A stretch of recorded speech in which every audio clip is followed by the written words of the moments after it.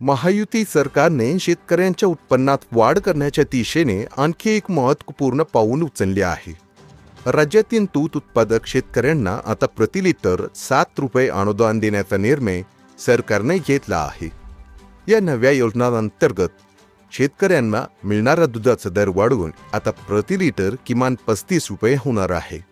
सरकारने डेअरी संचालकांना शेतकऱ्यांना प्रति लिटर किमान 28 रुपये देणे बंधनकारक केले आहे। यावरून शेतकऱ्यांना मिळणारे अनुदान जोडल्याने हा दर 35 रुपये होणार आहे।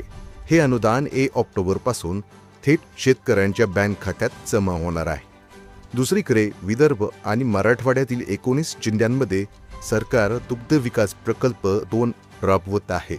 या प्रकल्पातून शेतकऱ्यांना दुभत्या गायी, कालवडी इत्यादी जनावरांची वाटप, पशुखाद्य आणि चारा निर्मितीबद्दल प्रशिक्षण आणि सहाय्य असे नियोजन असणार आहे।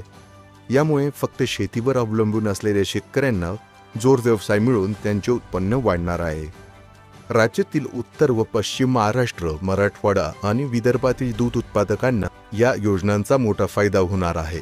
या घोषणेमुळे शेतकऱ्यांमध्ये आनंदाचे वातावरण आहे।